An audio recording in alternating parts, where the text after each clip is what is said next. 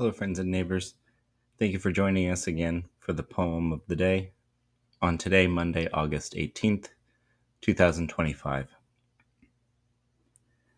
So the school year has started again, and one of the things that I intend to do, at least in these early weeks, as I'm a teacher myself, is to select a theme for the 5 weekdays of the week. Perhaps a single poem that is longer and stretched across those 5 days. Perhaps it'll be a number of poems in a collection that we'll read, or I will just use those days to read poems all by the same poet instead of changing poets every day. And this will be the first time that I'll do that. And our first person who's going to get a more in-depth look is going to be Emily Dickinson, the American poet from the 19th century, mid-19th century, who's often associated with the Transcendental movement, although her approach and the poems of hers that I've read, and I've actually read a few because she's frequently anthologized quite extensively in American literature anthologies. In fact, today I'll be reading from the Norton Anthology of American Literature, 1865 to present. She's frequently anthologized in there as a member of that transcendental period. But I think because of her status as a woman writing at the time in the United States and as someone who would not see many of her poems published in her lifetime, I think it was something like single digits of her poems that ever were received by others while she was alive. And she wrote 1,800 of them.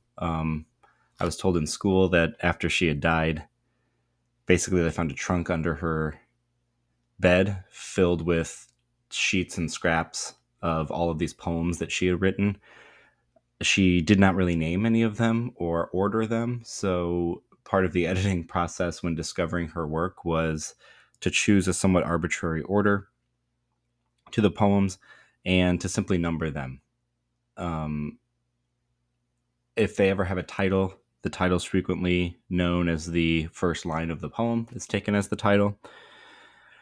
And within a lot of her poems, she's distinct in her very precise, terse, somewhat abrupt use of diction, as well as her extensive use of dashes. Before that became, a way of spotting AI writing, it was a way of spotting Emily Dickinson writing, was this use of dashes and a lot of exclamation points. But despite the fact that she's going to use a lot of exclamation points, she's not always or really even frequently exuberant. She seems to have a regard for nature, but as the Transcendentalists did, she didn't see it as being imbued with the Spirit of God. She saw it, I think, in a more neutral sense, not to say that she did not admire or value it, but she did not see everything in there as being obviously beautiful and ordered towards joy. She saw it often as reminders of the solemnity of human experience and a reminder of our impending death.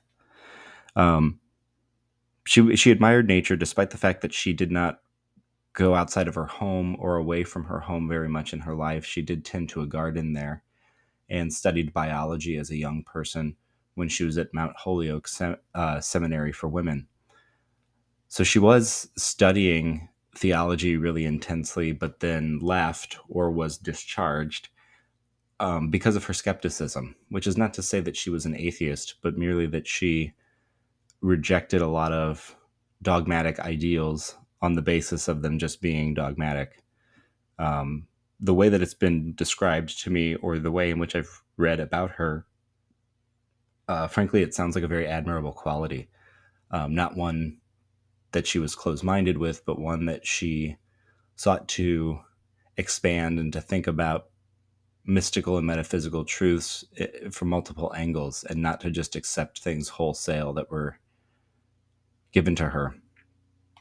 And so you're going to see a lot of that in her poems, as well as a tension between science and religion, between nature as a phenomenon and nature as something that's created, between order and chaos, between society and nature, between men and women, between authority and experience. We're going to see a lot of those throughout her poems. And after that brief introduction, there certainly is more to say about her, and I might say more throughout the week. We're going to read today poem 122, which was published in 1864, some version of it, not the one I think that was discovered after she had passed. And this one is frequently known as "These Are the Days When Birds Come Back," which will be the first line of the poem. So this is 122 by Emily Dickinson from 1864. These are the days when birds come back, a very few, a bird or two, to take a backward look. These are the days when skies resume the old sophistries of June, a blue and gold mistake. O fraud that cannot cheat the bee, almost thy plausibility induces my belief. Till ranks of seeds their witness bear, and softly through the altered air hurries the timid leaf. O sacrament of summer days, O last communion in the haze, permit a child to join, thy sacred emblems to partake, thy sacred bread to take, and thine immortal wine. This poem, like a lot of her poems, as I mentioned, punctuated with these dashes, sometimes creating breaks or caesuras within the line, other times ending at the end of the verse. And we have exclamation points, in this case just one, ending the poem, asking the speaker asking God to partake in the bread and wine. Each of these stanzas, and I count 6 of them, has 3 lines in it. And so there's a rhyme scheme that is rather interesting in it. It's inconsistent throughout. Sometimes it's within a line itself. And what I'm hearing in this is a speaker who is observing the beginnings of change in late August. We're hopefully getting there ourselves before too long here. Just the forecast where I live still has high 90s for the next couple of days, but then a break, and within the week we could be in the low 80s to high 70s. And so we're at this period where summer is not over, but it's beginning to give way to fall. And the speaker, as opposed to me, I'm really looking forward to fall and a break from this heat. The speaker at the beginning is somewhat regretful or lamenting that. It sounds as though she's beginning to see these signs that the birds are back. Oh, but it's just 1 or 2, right? So we're not fully there yet. The skies, she says, resume the old sophistries, which can be taken to mean deceptively subtle reasonings. Again, those kind of beginning hints of fall-like weather, but not as though one day you wake up and it's entirely fall, right? For me, it often comes in smells that you might spend time during the day or outside, and there's a certain feeling to the sun that is unique to a specific season, where there begins to become smells associated with nature in fall. And I don't mean, pumpkin spice and things like that, but there's just something about, perhaps it's the leaves, I'm not really sure. And the speaker here is somewhat in denial about those. She's reckoning them, but she calls them a fraud, right? A fraud that cannot cheat the bee. And then she recognizes that she is herself willing to accept, in kind of a sort of denial, that summer still has more time and fall's not coming. She says, almost thy plausibility induces my belief. Until, and this is exactly halfway through the poem, ranks of seeds their witness bear, and softly through the altered air hurries a timid leaf. So then once she begins seeing the leaves fall softly from the trees, she can no longer fully be in denial or convince herself that summer is holding on and summer is grasping for dominance over the autumn that's coming in.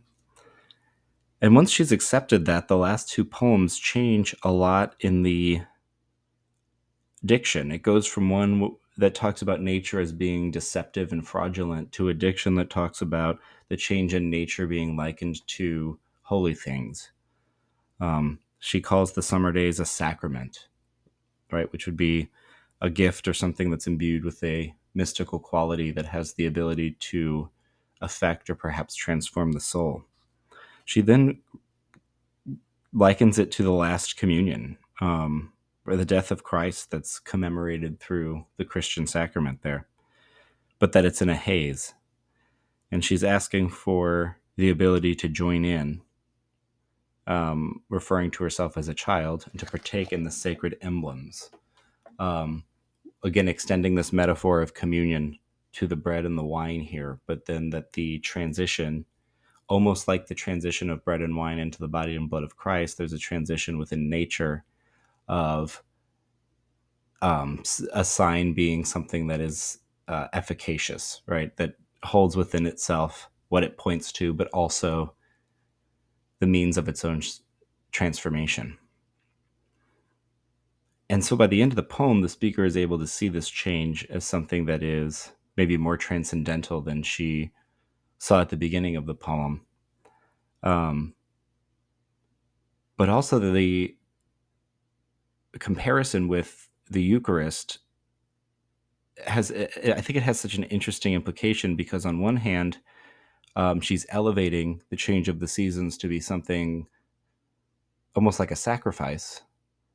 But she's also seeing within it that, autumn often symbolizes death and the dying of things. And if she's referring to it here as a part of the Christian communion, then surely there waits upon it a resurrection and a rebirth that one would see in spring. Yet the poem does not continue through that. It remains just a lament about the waning days of summer. And that's just a few things that I noticed here in poem 122 by Dickinson.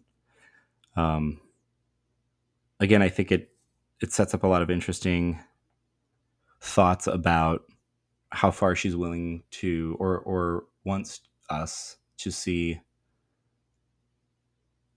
the spiritual, or to see the transcendental within nature, and to what degrees that makes it beautiful, like something Blake would write, or to what degrees that makes it somewhat